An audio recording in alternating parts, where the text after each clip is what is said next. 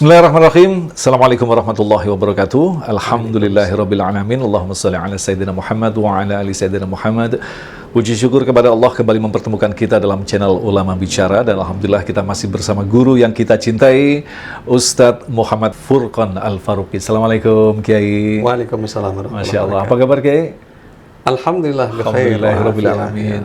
Nah, seperti yang sudah kita janjikan selama bulan suci Ramadan, tentu saja kita akan mendapatkan nasihat-nasihat dan berbagi ilmu dari guru yang kita cintai. Di episode kali ini kita akan mengangkat tema yang berkaitan dengan Al-Quran, dari bacaan menjadi peradaban. Kita tahu bahwa di bulan suci Ramadan, seperti yang telah dijelaskan oleh guru kita, bukan sekedar urusan dengan masalah saum, kemudian sholat tarawih dan sebagainya, tetapi ada yang lebih utama lagi yang berkaitan dengan Al-Quran. Nah, lantas bagaimanakah memahami ketika kita sudah bersama Al-Quran, maka akan tercipta peradaban yang Al-Quranik. Nah, Ustadz Furqan, silakan paparannya. Terima kasih Mas Agung Izul Haq. Bismillah, Assalamualaikum warahmatullahi wabarakatuh. Waalaikumsalam warahmatullahi. Alhamdulillah, wassalatu wassalamu ala rasulillah wa ala alihi wa sahbihi wa mawalah, amma ba'd. Wa qala Allah Ta'ala azza wa jalla fil Qur'anil Karim, a'udhu billahi minasyaitanir rajim. Syahrul Ramadan alladzi unzila fihi al-Qur'an hudan lin-nasi wa bayyinatin minal huda wal furqan. Alhamdulillah, pada kesempatan ini kita bisa melanjutkan kajian kita, dan memang tema ini menjadi sangat penting karena pada kajian terdahulu sudah saya bahas bahwa nama Ramadan itu hanya satu kali terulang dalam Al-Quran, dan itu satu-satunya nama bulan dalam kalender Hijriyah. Kita tidak temukan nama Muharram, Safar, Rabiul Awal misalnya. Jadi hanya Ramadan saja. Ini berarti nama ini amat sangat istimewa di sisi Allah Subhanahu wa taala. Kemudian menariknya lagi, nama ini tidak dinisbatkan, tidak dikaitkan langsung dengan bulan puasa, tapi justru dengan turunnya Al-Qur'an. Sehingga kita seolah-olah mendapatkan isyarat bahwa Ramadan ini atau sebenarnya identik dengan Al-Qur'an itu sendiri. Dan kita juga bisa mengatakan bahwa ibadah yang begitu banyak yang diperintahkan Allah di dalam Ramadan itu sebenarnya adalah proses pengkondisian, conditioning proses, agar kemudian pribadi-pribadi mukmin ini bisa menerima Al-Quran ini secara paripurna. Nah, inilah yang kemudian harus kita cermati agar kita tidak lupa pada substansi dari ibadah Ramadan itu sendiri, gitu ya. Jangan sampai kita sudah menunaikan ibadah Ramadan, tapi kita tidak mendapatkan pesan intinya yang kemudian itu disebutkan secara lahiriah teksnya di dalam Al-Quran, Al-Baqarah 185. Begitu kira-kira. Jadi memang luar biasa sekali, justru Allah memilih di dalam 12 bulan, ada satu bulan yang sangat utama sekali. Iya. Bulan suci Ramadan, ada nuzulul Quran di dalamnya. Betul. Nah, ini kan semestinya harus kita kupas apa makna dari ketika justru pada saat bulan suci Ramadan 30 hari atau bahkan kurang bisa jadi kita diwajibkan untuk melaksanakan saum, pembersihan diri, kemudian ada sholat-sholat tambahan, tetapi poin pentingnya adalah turunnya Al-Quran di situ. Ini apakah makna seperti tadi, pengkondisian untuk apa ini? Ya, jadi di dalam soal waqi'ah, Allah menggambarkan bagaimana dahsyatnya Al-Quran itu. A'udzubillahi minasyaitonir rajim. Fala uqsimu bimawaqi'in nujum. Wa innahu laqasamun law ta'lamun 'azim. Innahu laqur'anun karim fi kitabin maknun la yamassuhu illa al-mutahharun. Jadi Allah bersumpah, dan sumpah ini dahsyat sekali. Gitu ya. Ya, bersumpah dengan letak-letak bintang yang sedemikian rupa, gitu ya. Kemudian untuk apa sumpah ini ditujukan? Agar kemudian orang melihat bagaimana dahsyatnya, luar biasanya, very amazingnya Al-Quran. Dan Al-Quran ini ya pada kitab yang fi kitabim maknun, pada tempat yang terjaga sedemikian rupa di Lauhul Mahfuz, dan diturunkan dia, dan kemudian tidak ada yang bisa menyentuhnya, tidak ada yang bisa mendapatkannya kecuali yang tersucikan. Ya, karena itulah kemudian para ulama bahkan memegang mushafnya saja pun itu ya harus berwudu kita. Ya, dianjurkan kalau kita membaca sebaiknya dalam keadaan suci, gitu ya. Nah, perhatikan ibadah Ramadan. Ibadah Ramadan ini disucikan lahir batin kita. Dan karena itu kemudian kita insya Allah kalau kita sudah menjalani sebagian dari ibadah Ramadan, itu Quran akan benar-benar kita nikmati. Dia masuk dengan mudah. Dia akan mudah sekali menyentuh hati orang-orang yang telah melaksanakan ya proses pengkondisian di bulan Ramadan ini, gitu ya. Dan itu juga yang dialami oleh para sahabat, dan itu juga yang dialami oleh Rasulullah SAW. Gitu kira-kira. Prosesi pensucian diri berarti ya. Jadi ditetapkan 30 hari itu prosesi penyucian diri untuk menerima Al-Quran. Nah, ini menarik sekali kalau dari judul yang diberikan oleh Kiai, bahwa dengan Al-Quran, setelah kita selesai dengan bacaan, penghafal Al-Quran, kesempurnaan dalam bacaan, ternyata ujung yang paling akhir adalah terciptanya peradaban. Nah, ini bisa dijelaskan antara Al-Quran dengan peradaban ini apa kaitannya? Jadi begini, Quran itu adalah input, gitu ya. Dia kemudian kita proses dengan diri kita, yang kemudian diri ini harus ada syarat tertentu. Kalau syarat ini tidak terpenuhi, maka Quran itu kemudian terpental. Kita temukan di dalam Al-Quran banyak orang yang cerdas, ya, tapi kemudian dia tidak bisa menerima Quran. Bukan karena ketidakcerdasannya, tapi justru karena ada sesuatu yang menghalangi dirinya. Nah, di bulan Ramadan ini penghalang-penghalang itu kemudian ya itu akan dibersihkan lewat ibadah-ibadah yang sudah kita jalani. Nah, kemudian akhirnya kita menerimanya. Nah, ketika ini kita terima, apakah itu menjadi bacaan kita, hafalan kita, atau yang menyentuh hati kita? Ya, saya masih ingat sekian belas tahun yang lalu saya menyelenggarakan satu pelatihan merasakan sentuhan bacaan Al-Quran. Jadi bacaan Al-Quran itu ternyata bisa menyentuh hati, dan itu orang bisa tergila-gila dalam tanda petik. Ada resonansi, gitu ya? Ada resonansi, gitu ya. Nah, ketika itu diterima, maka kemudian apa bentuknya atau outputnya dari diri kita ini? Itulah yang disebut dengan akhlak mulia, dan itulah yang digambarkan oleh Aisyah radhiyallahu anha. Seperti apa Nabi ini? Apa kunci sukses seorang Rasulullah SAW? Sahabat bertanya, padahal orang-orang yang bertanya adalah orang-orang bersama Rasulullah, tapi masih berusaha mencari kata kunci rahasia kesuksesan Rasulullah SAW. Maka Aisyah kemudian memberikan jawaban, apa kalian tidak baca Al-Quran, surah Al-Qalam, yang mengatakan bahwa ya, Rasulullah itu adalah sebaik-baiknya yang diciptakan. Ya, wa innaka la'ala khuluqin 'adzim. Kami sudah baca, tapi kami ingin dapat lagi penegasan. Maka Aisyah memberikan satu kalimat yang menarik sekali di sini. Apa itu? Kana khuluquhul Quran. Sesungguhnya akhlak Nabi adalah Al-Quran. Jadi Al-Quran itu termanifestasi dalam akhlak. Iya, betul. Jadi bukan sekedar kemampuan hafalan, bagusnya bacaan kita. Nah, itu yang harus kita benar-benar katakanlah kawal dalam diri kita. Bagaimana Quran itu kemudian bisa termanifestasi dalam bentuk akhlak mulia kita. Poinnya adalah termanifestasi ya, terwujud dalam kehidupan. Nah, Kiai, kalau kita perhatikan ketika Rasulullah menegaskan bahwa Rasulullah tidaklah merubah apapun, tetapi justru kehadirannya adalah menyempurnakan. Diibaratkan seperti batu bata. Ada satu bata, ada satu lubang, dan Rasulullah datang, akhirnya bangunan ketauhidan ini sempurna. Kalau kita perhatikan peradaban-peradaban zaman dahulu, kemudian seperti peradaban Yunani, kemudian juga ada peradaban Mesir, Persia, dikatakan beradab, mereka sangat beradab dengan bangunan-bangunan yang sangat luar biasa. Kemudian hadirlah Islam yang menyempurnakan. Lantas bentuk peradaban Islam yang dimaksud itu akan seperti apa semestinya? Baik, terima kasih. Ini pertanyaan luar biasa ya. Jadi setelah kemudian para pribadi mukmin ini menampilkan cahaya akhlak mulia Al-Quran. Jadi Al-Quran itu kemudian termanifestasi. Jadi ibaratnya mungkin kalau saya analogikan dengan lampu lah ya. Lampu itu diberi input energi listrik, gitu ya, dengan tegangan dan katakanlah daya tertentu. Maka apa yang terjadi? Lampu itu menyala.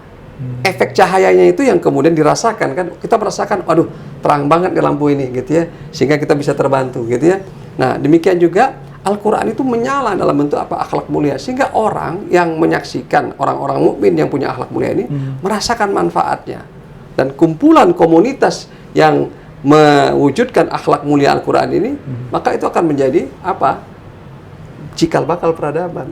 Kemudian kalau ini scaling up, ya makin besar, maka jadilah sebuah peradaban.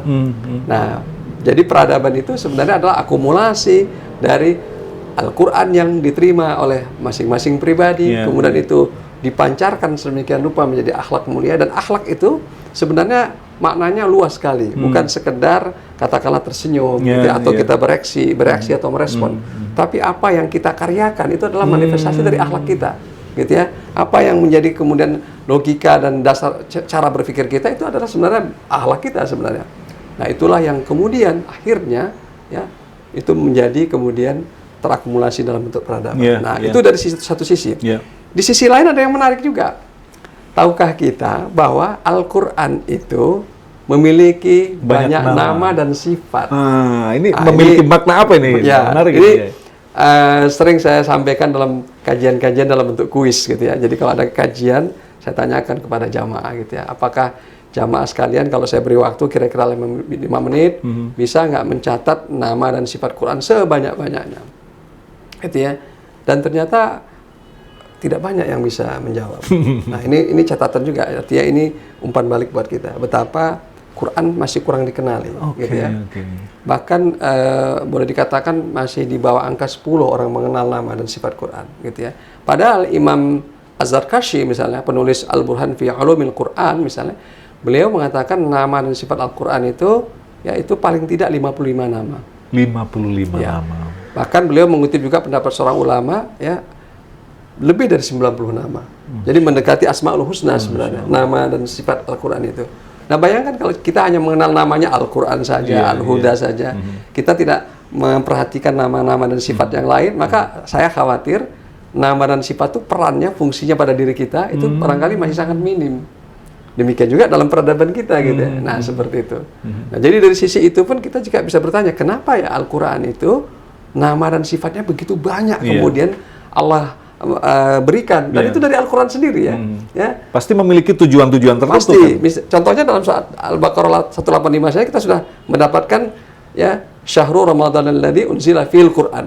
Hudal linnas, huda, wa bayyinat, ya, minal huda, wal furqan, gitu ya. Jadi hudal linnas, bayyinat minal huda, furqan. Nanti kita temukan lagi misalnya itu al-bayan, an-nur misalnya, syifa, wa nunazzilu minal Qur'an ma huwa syifa wa rahmatul lil mu'minin, rahmah misalnya. Jadi ini sebenarnya kalau kita sudah tahu, maka kita akan bisa mengatakan bahwa oh, ternyata Quran bukan sekedar bacaan. Betul. Walaupun aktivitas yang paling banyak kita lakukan terhadap Quran adalah membacanya. Betul. Gitu ya. Jadi sebenarnya itu complete book begitu ya. Apapun ada di situ, cuman berbentuk isyarat-isyarat yang kita sendiri harus menggalinya begitu Kiai ya. Ya, menggalinya kemudian menjalaninya. Oke. Kemudian kita ekspresikan dalam bentuk sesuatu yang kemudian bisa dirasakan oleh lingkungan kita. Itulah yang kemudian sering saya sampaikan juga pada santri-santri tahfiz kami gitu ya. Pada mereka saya ingatkan bahwa menjadi penghafal Quran itu pasti sesuatu yang menantang, pasti itu sesuatu yang berat, dan itu adalah pilihan Allah kepada mereka yang menghafal. Ya, karena banyak juga yang berusaha, berniat, tapi kemudian nggak kesampaian. Tapi juga ada lagi yang lebih penting lagi, bahwa orang-orang yang seperti itu apabila dia tekuni, dia akan menjadi orang yang mulia. Kalau suaranya merdu, gitu ya, dia menjadi qari, jadi imam, pasti dimuliakan oleh banyak orang. Tapi saya ingat kepada santri-santri saya ini soal yang tadi itu, ya, bagaimana Quran jangan berhenti sampai kepada bacaan saja, gitu ya. Saya ingatkan bahwa kalau hafalan kita bertambah, gitu ya, itu tidak kemudian terekspresi langsung pada wajah kita. Nggak ada di kepala kita, di kening kita tulisannya ada hafal 25 juz gitu, nggak ada gitu ya. Nggak bisa dilihat orang. Nah, yang dilihat orang adalah apa?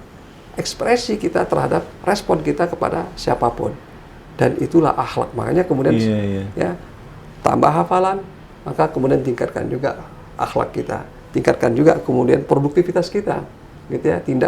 Tingkatkan juga kemudian kemanfaatan kita kepada diri kita, keluarga kita, dan seluruhnya, gitu ya. Apa saja yang berinteraksi dengan kita mendapatkan manfaat. Nah, kita pernah mendengar sebuah riwayat bahwa pada zaman Rasulullah para sahabat tidak akan melanjutkan kepada ayat berikutnya sebelum membuktikan, ya kan? Artinya kebenaran dari ayat-ayat ini artinya bisa dimaknai bahwa mereka telah menunjukkan apa istilahnya inti daripada Al-Quran itu adalah perbuatan seperti itu, ya. Ya, jadi sebenarnya mereka berupaya sedapat mungkin all out. Ya. Ketika mendapatkan 10 ayat misalnya, itu dibaca, dihafal, dinikmati, gitu ya. Kemudian inspirasinya juga kemudian dijalankan sedemikian rupa, gitu ya. Ya, kalau itu ada perintah-perintah Allah terkait dengan hukum-hukum, mereka jalankan, gitu ya. Nah, baru kemudian mereka masuk lagi ke tahap berikutnya, minta lagi tambahannya. Jadi proses penambahan Al-Quran itu terkait juga dengan proses outputnya. Nggak nambah-nambah tapi outputnya nggak ada, gitu ya. Nah, dan kalau outputnya nggak ada, mungkin saja orang ini adalah istimewa. Tapi kalau keistimewaan itu hanya Tuhan dan dialah yang tahu, ya tidak terekspresi, maka orang lain yang kemudian menyaksikan tidak merasakan atau paling tidak bisa menilai adanya perbedaan antara orang yang membawa Al-Quran, menghafal Quran, atau mereka yang menjadi pembaca Al-Quran dengan orang biasa gitu. Nah, ini bisa menjadi semacam kritik bagi kita, Ustadz ya. Artinya, kalau kita perhatikan selama ini kita hanya menjadi user daripada peradaban-peradaban Barat. Kemudian Al-Quran dijadikan PDF itu juga adalah produksi produk daripada orang-orang Barat begitu kan. Alat-alat semua orang Barat dan kita tinggal menjadi bagian daripada pengguna. Nah semestinya kan kalau dikatakan mereka telah mengambil sedikit peradaban dari Al-Quran, mereka adalah pelakunya. Nah lantas selama ini mungkin bisa jadi kritik bagi kita. Kita selama ini sedang berasik-asik dengan Al-Quran dalam arti ya kita dan Al-Quran, tapi tidak mewujudkan dalam bentuk peradaban. Kalau kita kaitkan dengan tema kita, bagaimana pendapatnya? Ya, jadi begini. Apa yang sudah dicapai oleh mereka yang belum baca Quran, kalau itu ternyata memberikan manfaat, kemudian kita tarik kepada Quran, ternyata itu adalah sesuatu yang inspired by Al-Quran, maka why not kita ambil? Karena sebenarnya di masa lampau pun para ulama, para ilmuwan Muslim telah mencapai peradaban semenakjubkan itu, setakjub ya. Jadi sehingga membuat manusia pada saat itu merasa takjub dengan peradaban Islam, gitu ya. Sayangnya ini lebih banyak menjadi cerita bagi kita sekarang, itu gitu betul, ya. betul. Nah, tapi saya sih optimis bahwa sebenarnya ini akan ada semacam bouncing back, gitu ya, di mana peradaban Islam itu kemudian akan bangkit, muncul kembali, dan itu boleh jadi dari mereka-mereka yang tadi kita sebut Barat, gitu ya. Tapi kemudian hatinya sudah berubah misalnya. Kan kalau toolnya kan itu saya kira nanti bisa kita manfaatkan. Kalau ada bagian yang katakanlah mengandung kesyirikan, dia harus dibersihkan gitu ya. Tapi kalau toolnya bermanfaat misalnya, contoh misalnya penggunaan internet misalnya, itu jelas memberikan manfaat untuk memudahkan kita menyebarluaskan misalnya itu pesan-pesan Al-Quran. Maka ya kita gunakan, kita manfaatkan. Nah, seperti itu. Dan lagi pula Islam diturunkan bukan kemudian menyediakan segala-galanya sekaligus. Seperti yang tadi Antum tanyakan ya, bahwa Rasulullah itu ya kalau dibandingkan dengan para nabi dan rasul sebelumnya gitu ya, beliau mengatakan ibarat istana yang megah sekali. Semua orang kalau melewati atau melintasi di depan istana itu akan terkagum-kagum. Sayangnya kata Rasulullah, istana ini kurang satu bata, kurang satu labina gitu ya. Dan bata itu adalah aku. Gitu ya. Jadi Rasulullah datang untuk menyempurnakan bangunan yang sudah ada ini. Nah, jadi kita tidak kemudian bersikap eksklusif ya, seolah-olah kemudian semuanya kita kita produksi sendiri, kita buat sendiri. Tidak. Contoh gini, apakah Rasulullah yang membangun sistem pertahanan parit di kota Madinah? Tidak, itu dari Salman Al-Farisi, dan Salman Al-Farisi dari peradaban Persia yang Majusi gitu ya. Nah, jadi sepanjang itu kemudian tidak ada unsur kesyirikan, langsung diadopsi oleh Nabi, dan Nabi mengiyakan, dan kemudian umat Islam selamat dengan benteng pertahanan yang menurut tradisi orang-orang Arab pada masa itu adalah baru buat mereka. Gitu. Nah, kalau ini yang mungkin belum terjawab dari Ustadz. Artinya sebelum Islam datang, sebenarnya dari awal memang sudah Islam. Sebelum Rasulullah datang, bukankah sudah banyak peradaban-peradaban yang maju? Lantas peradaban yang dimaksud dengan kehadiran Al-Quran, apakah peradaban yang semakin disempurnakan dengan Al-Quran atau peradaban yang dikoreksi dengan kehadiran Al-Quran? Ini bentuknya seperti apa? Ya, jadi peradaban Quran itu kemudian karena tadi saya katakan itu adalah akumulasi dari akhlak-akhlak mulia tadi, maka sebenarnya yang paling pangkal yang diperbaiki dalam peradaban Al-Quran ini adalah keyakinan. Ya, bahwa hidup ini untuk apa? Ketauhidan. Ya, ketauhidan itu kan adalah akar sebenarnya. Jadi akarnya kemudian didudukkan bahwa untuk apa hidup ini, gitu ya. Nah, makanya kemudian peradaban Islam ini memperkenalkan kepada manusia, karena mereka yang sudah mencapai peradaban yang tinggi, kemudian dia tidak menyadari tujuan dari hidup, maka dia akan merasakan kesia-siaan, dan akhir dari kehidupan dia ya adalah kemudian kehampaan. Dia tidak mendapatkan apapun, padahal kehidupan itu tidak berhenti sampai pada kematian. Itu yang pertama. Jadi itu yang pertama dan utama. Tapi itu kemudian bisa kita lihat nanti tampilannya tidak dalam bentuk representasi katakanlah satu organisasi gitu ya, seperti yang di masa lampau. Karena di masa lampau mungkin itu bisa direpresentasikan dalam suatu kerajaan atau suatu kekuasaan.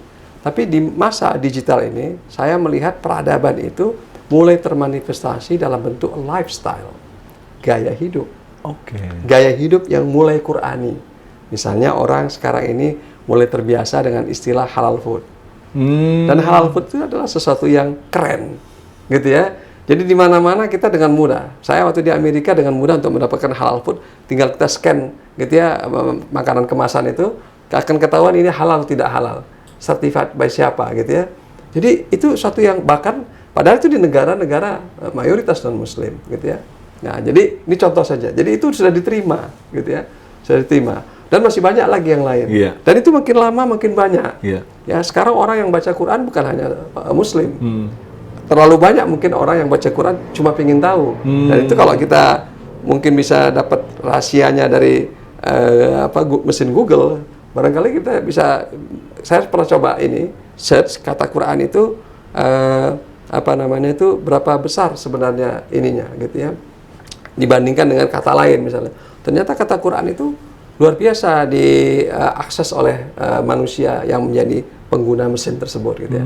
Ini menunjukkan rasa ingin tahu orang, dan paling tidak sedikit banyaknya mendengar namanya dan bacaannya. Itu boleh dikatakan mungkin hampir mayoritas umat manusia di muka bumi ini yang kenal internet. Gitu ya. Apakah dia karena suka atau tidak suka, motivasinya gitu ya, apa karena dia mau cari-cari kesalahannya, terlepas dari itu, tapi yang jelas ini menjadi bacaan yang dibaca oleh umat manusia gitu ya. Nah, Kiai, kalau kita berbicara tentang peradaban ini memang menjadi sesuatu yang sensitif ketika Islam menyeberang ke wilayah-wilayah di luar Arab. Nah, seringkali kita memahami bahwa peradaban yang dimaksud adalah peradaban Arab yang akhirnya mengeliminasi peradaban yang sudah ada, apalagi yang terjadi di negeri kita. Jangan sok ke Arab-Araban kayak begitu. Ini kan menjadi masalah. Apakah selama ini kita salah memahami yang dimaksud dengan peradaban Islam itu seperti apa? Kita sering mengasosiasikan peradaban Islam adalah peradaban yang ke Arab-Araban. Kita pakai jubah, pakai ini. Padahal sebelum Islam datang, kita sudah punya baju yang lain, belangkon dan lain sebagainya. Menanggapi masalah ini seperti apa? Ya, jadi gini ya. Allah menurunkan Al-Quran dalam bahasa Arab. Nabinya dipilih ya dari keturunan Arab gitu ya. Arab yang bahasanya paling fasih gitu ya. Tapi bacalah Al-Quran kembali gitu ya. Di dalam Al-Quran itu Allah menciptakan manusia ini bersuku-suku, berbangsa-bangsa. Lita'arofu gitu ya. Inna akramakum indallahi atqakum. Jadi eksistensi seluruh bangsa-bangsa, suku-suku yang di muka bumi ini itu adalah bagian dari tanda-tanda kebesaran Allah. Wa min ayatihi khalqus samawati wal ardh wa ikhtilafu alsinatikum wa alwanikum. Di antara tanda-tanda kebesaran Allah adalah Allah menciptakan langit dan bumi, dan perbedaan ya alsinatikum wa alwanikum, bahasamu dan warna kulitmu. Jadi itu sebenarnya adalah ajaran Islam, ajaran Quran yang mengakui eksistensi manusia yang itu memang majemuk. Manusia itu memang diciptakan Allah bersuku-suku, berbangsa-bangsa. Oleh sebab itu peradaban ini pasti peradaban yang bisa diterima oleh semuanya. Dan kalau ada sesuatu yang baik dari salah satu kaum ini, dan itu sepanjang dia tidak menyalahi ketauhidan, gitu ya, kemudian tidak ada hukum-hukum, kemudian syariat yang kemudian bertentangan, maka dia otomatis menjadi bahagian yang tidak terpisah. Contoh begini ya, makanan saja. Di Indonesia kita kenal misalnya gado-gado, gitu ya. Gado-gado itu kalau kita lihat prosesnya, kita lihat bahannya, ada nggak yang haram? Tidak ada misalnya gitu ya.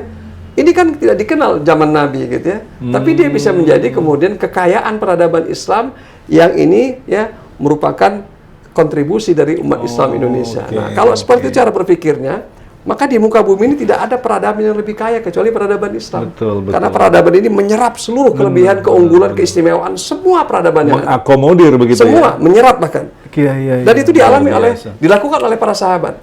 Misalnya begini, saya agak bersemangat mengatakan ini karena begini, kita mungkin belum membayangkan bagaimana generasi para sahabat, tabi'ut tabi'in, itu kemudian melakukan yang namanya manajemen pemerintahan. Apakah mereka dahulu pernah belajar yang namanya itu manajemen?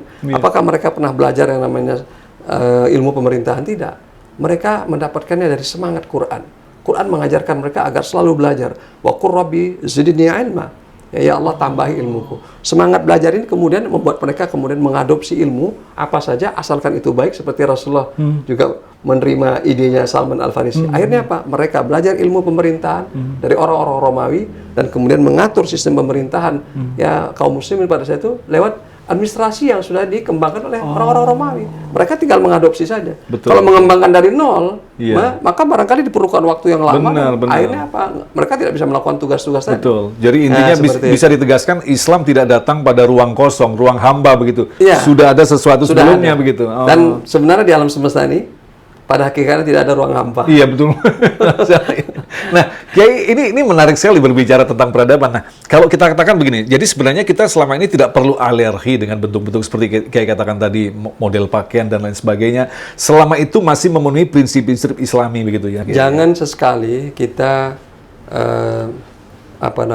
meremehkan, merendahkan satu kaum. Ya. Arab tidak boleh, bukan Arab juga tidak boleh. Nabi bahkan mengingatkan tidak ada bedanya, kecuali ketakwaannya. Jadi Rasulullah yang orang Arab saja mengatakan begitu. Jadi tidak perlu kita peruncing, gitu ya. Tidak perlu dibuat polarisasi. Tapi sepakat kan, Kiai, ini yang menjadi masalah karena selama agama ini adalah untuk kemanusiaan. Al-Quran itu pada ayat 185 itu hudal linnas. Makanya saya selalu mengatakan Al-Quran for all. Sesungguhnya Al-Quran itu untuk semua, all mankind. Kalau mereka mau menerimanya, alhamdulillah. Nggak mau menerimanya, mereka pun akan mendapatkan manfaatnya. Dan kita harus berupaya untuk menunjukkan dan meyakinkan bahwa Al-Quran ini pasti akan memberi manfaat kepada mereka, langsung maupun tidak langsung. Gitu ya.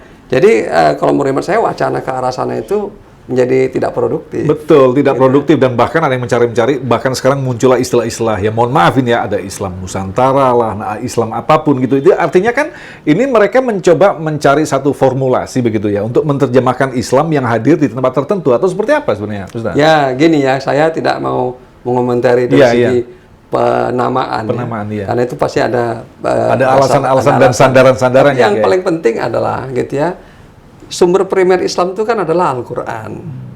Kemudian sumber primer kedua adalah sunnah Nabi.